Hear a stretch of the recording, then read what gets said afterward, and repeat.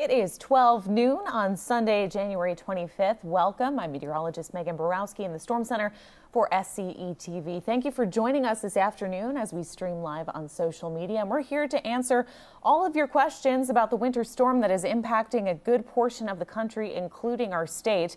Mainly freezing rain and some snow reported in the upstate, and even in Charleston, we actually had a glaze of freezing rain. So we're going to be jumping into what's happening now, what the forecast is for the next 24 hours or so. And of course, please feel free to type in your questions as we go through this live stream, because that's what we are here for, to answer those forecast questions and get you through this this weather event. So we jump to graphics. Notice we've got radar already pulled up here, and this is a wide and far-reaching storm. Snow right now anywhere from New England all the way down to the lower Tennessee Valley, and then that transitions to a sleet over the mid-Tennessee Valley and rain toward the central Gulf Coast. So far-reaching storm, and we have prodigious accumulations already from this system. That's going to continue as we get to the evening and overnight hours. I want to show you with our surface analysis on here exactly what's going on. Notice we have this red line. That's actually a bit of a warm front, and that may play into the forecast for us as we get into the afternoon hours. That could cause our precipitation to actually transition into liquid as opposed to sleet or freezing rain. We'll jump into that when we get to future track, but notice that cold front barreling as well behind our center of low pressure. That will bring in frigid temperatures for us early in the week, tomorrow and Tuesday. So current alerts in effect. Let me jump to that for us. We've got an ice storm warning that continues through midday tomorrow, generally for counties hugging the I-20 corridor west into the upstate. And we do have a winter weather advisory in effect for counties along the I-95 corridor. Earlier this morning on our stream, we did notice that Charleston County was under a winter weather advisory. That was from those little pockets of freezing rain that moved through earlier this morning. Those have since expired, but generally our interior counties along I-95 and the PD and the Low Country are still under that winter weather advisory. And of course, that ice storm warning continues farther inland and west. Current temperatures in our state, we are sitting above freezing east of I-95, but it is really frigid along and west of I-95. We're generally in the 20s from Florence to Aiken all the way up to Greenville. If you're east of I-95, consider yourself lucky to be closer to the freezing mark this hour. But nonetheless, it is cold as our cold air continues to move on in. I want to talk about road conditions right now. We've already seen sleet and freezing rain across the upstate, and I mentioned even toward the low country portions of it. And that's making travel slick. We've already seen reports of accidents on interstates. I advise you not to be heading out and about, especially if you're in the PD, the Midlands, or the upstate, because conditions are either wet along the I-20 corridor. We do have pockets of ice along I-20, and as far as you go north and west, more reports of patchy ice or ice even farther toward I-85. So not the best conditions out there right now, and we can actually jump to a few webcams. We'll look at those again in a little while. I just wanted to, I know we had one question at the end of our last live stream asking about just north of I believe it was Greenville.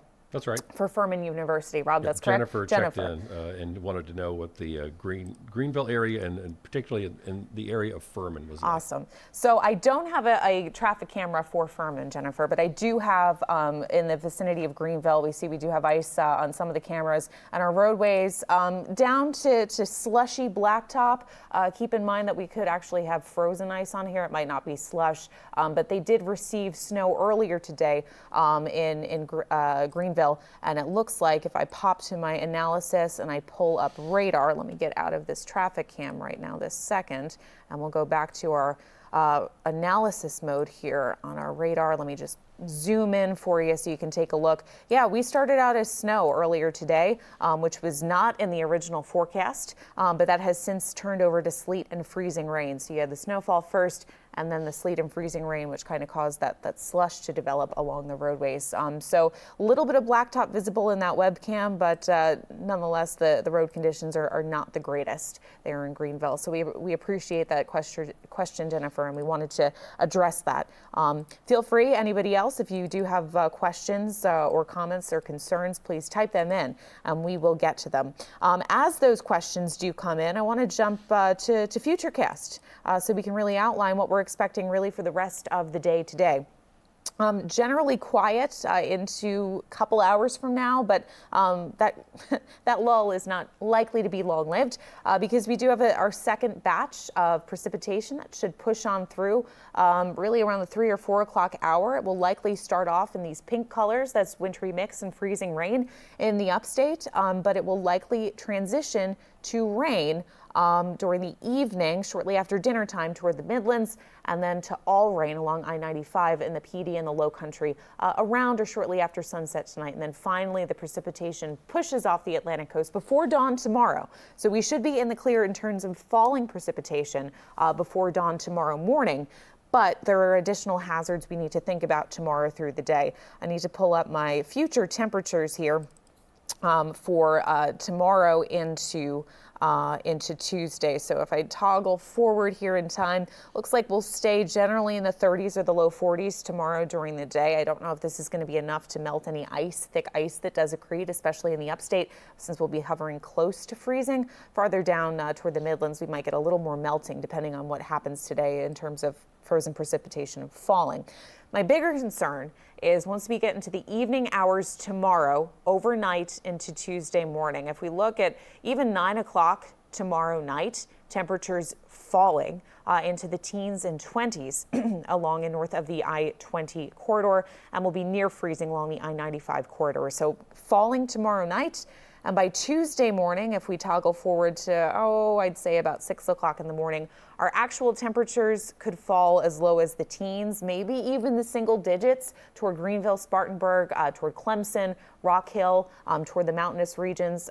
We'll be in the mid to upper teens along and west of I-20, and then farther east, closer to the lower to mid 20s. So a frigid morning on Tuesday morning. I point this out for several reasons. First of all, the cold is not pleasant to be out in. It will be dangerous to be out in, especially without the proper coats and jackets on for prolonged amounts of time. Second issue, and maybe more importantly for travel, is that any residual rain on the roadways, any residual ice or sleet from our event that's coming through this afternoon and this evening will refreeze, making for travel to be very difficult on Tuesday morning. I don't believe any cold weather alerts have yet been issued by the National Weather Service for our temperatures for Tuesday, but I would expect those to be issued based off the fact that we're expecting lows in the teens or single digits, especially toward the upstate and the Midlands for Tuesday morning. It's a little bit ahead in time, but I do want to point it out so you can plan ahead of we'll likely be seeing residual ice on the roadways. If you can plan ahead and plan to not be on the roads during these time frames, I would certainly recommend it because driving in the ice is not a thing I don't think that anybody is looking forward to or wanting to do. Jumping back to current conditions right now, we looked at radar when we opened up this live stream, and we saw that we had snow and wintry mix moving through the southern plains, the Tennessee Valley, and the central Gulf Coast. And we see almost in the wake of that storm, our power outages are mounting. Earlier today, we looked at them. Our board wasn't lit up quite as much as it is now. We've got power outages on the order of hundreds of thousands now from Texas to Louisiana, Mississippi, into Tennessee. Our numbers in Kentucky are climbing, and we do have power outages here in South Carolina, particularly for the upstate and also down toward Charleston County as well. So you see those numbers coming in kind of in line of where we saw the heaviest wintry precipitation so far this morning into the afternoon. So that's a look. We're still in the lower levels, the light blues, the hundreds right now. But if we do get some, additional accumulating ice from this next batch moving through shortly after lunchtime, we'll likely see these numbers go up. Yeah, the national estimate, Megan, is 880,000 people so far nationally are without power. And just as an aside, about 10% of the state of Mississippi has lost power. 10% of the state of Mississippi, and we're approaching 1 million power outages. Unfortunately, that number will likely just be going up as we go through the next 18 to 24 hours. But, you know, thank you to all the linemen who are out there getting ready who are staging and who are going to be helping get things back in order for us. But looking at the current radar imagery, again, you can see how far-reaching that storm is, and all those power outages being lit up on our board, especially in the wake of the sleet and the freezing rain. It just takes 1/4 of an inch of freezing rain accumulations to cause considerable damage to power lines and to bring those down and cause power outages. So not what we want to be seeing, but we will get you through the event. I do want to pull up our current estimate for ice totals through the end of the storm, up to a ½ an inch, perhaps locally higher amounts toward I-85. And as you push farther south and east, those estimates of the forecast for total ice do start to drop off. A glaze possible toward the I-95 corridor. We already saw some of that already the morning into now the early afternoon. But even keep in mind that a glaze can make travel difficult, and so please avoid traveling if you can. I'm going to ask Rob if we have any questions or comments coming in from our viewers on the live streams. Nothing currently, nothing new anyway. All right. Thank you for that. We'll keep on checking in. Please feel free, if you do have questions, to type those in. That's what we're here for, to address those.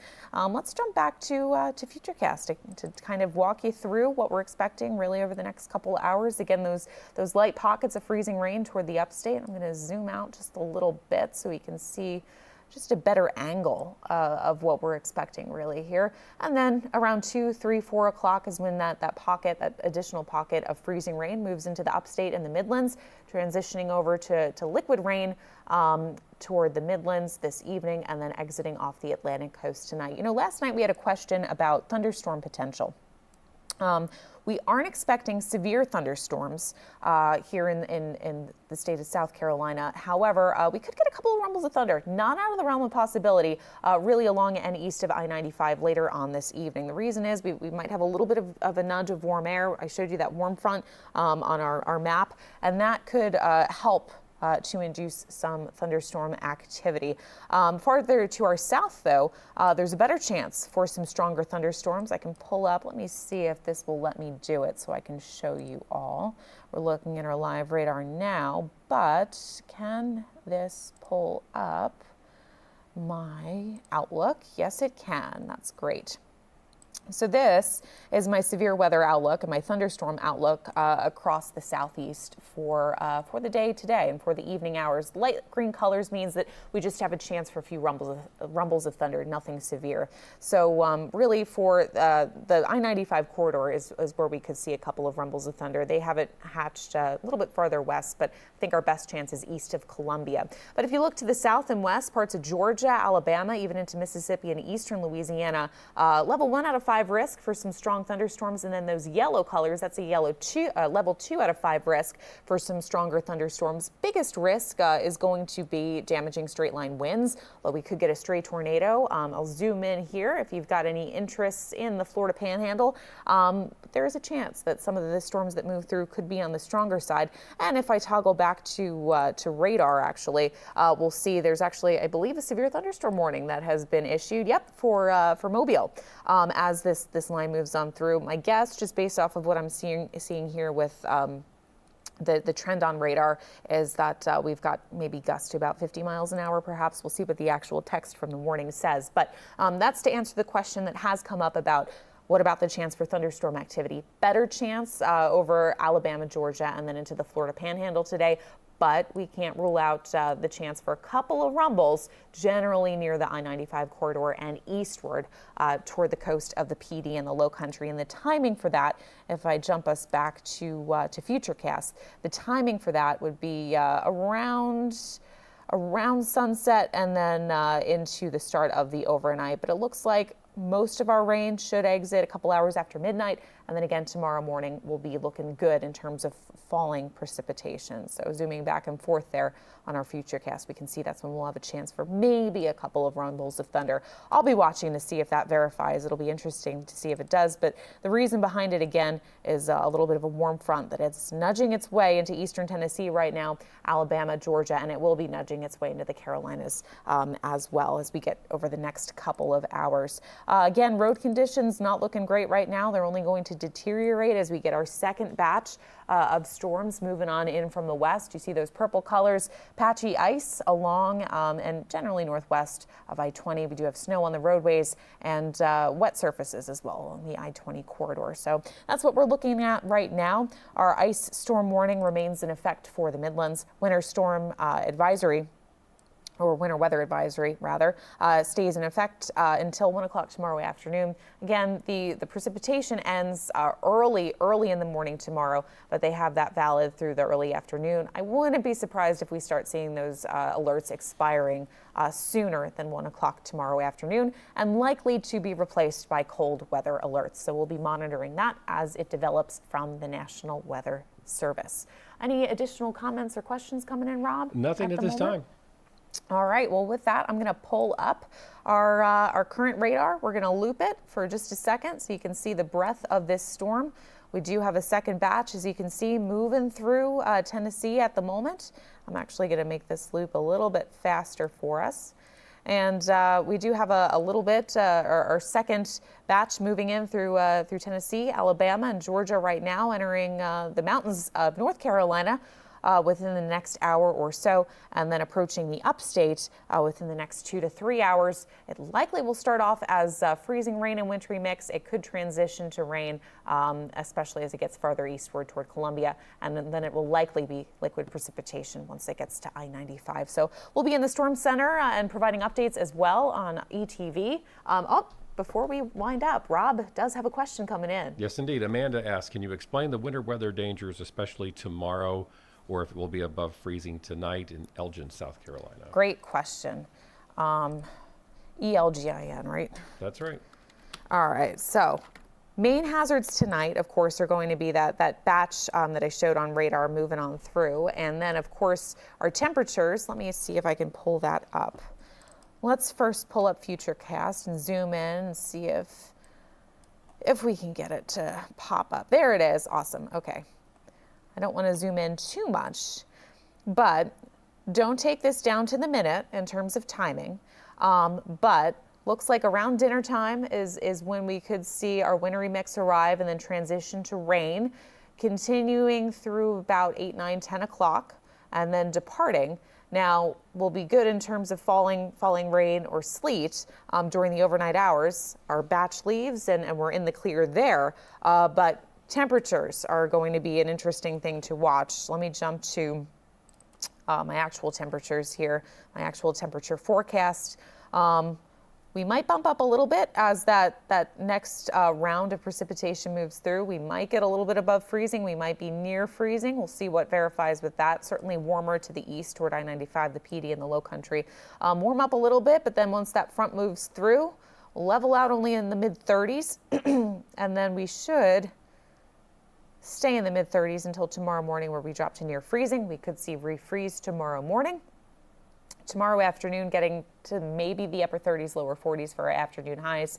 And then overnight tomorrow into Tuesday morning is when we really see that substantial drop off, that Arctic air mass moving on in the wake of that cold front, where lows Tuesday will likely fall to the teens.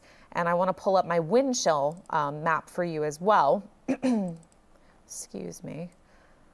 Our wind chill map overnight into Tuesday morning feels like temperature could bottom out in the lower teens, maybe 10, 11 degrees is our feels like temperature near Columbia on Tuesday morning. And if you notice to the north and west, Rock Hill, not feeling good Tuesday morning. 5, 6, 7 degrees your feels like temperature. That Greenville number, I think, is modified for metro effects, and I think obviously in the rural areas it will feel much colder than 13. So please prepare for that. Prepare for those frigid wind chills on Tuesday morning. I wouldn't be surprised if we see some cancellations and closures due to not only the cold, but also the refreeze on the roadways. That's the other thing we need to be worried about. Generally, if you're in the I-20 corridor north and west, where we'll have those heaviest rainfall amounts and freezing rain amounts today, the refreeze overnight into Tuesday morning is something else to be concerned about. So hopefully that answers your question, Amanda. Thank you for tuning in and asking that. Do we have anything else coming in at the moment? That's it for now. All right, that is it for now. Feel free to keep commenting on social media, and we'll try to answer those questions as you have them. Otherwise, be prepared for our second round of precipitation to be moving on in the upstate, entering first the upstate over the next several hours, and then moving eastward this evening and overnight, exiting off the Atlantic coast after midnight tonight. Likely starting out as freezing rain or sleet in the upstate, transitioning to rain in the Midlands around or shortly after dinner time, and then rain for the I-95 corridor tonight, followed by a blast of cold air. Prepare for frigid temperatures and refreeze each night on roadways.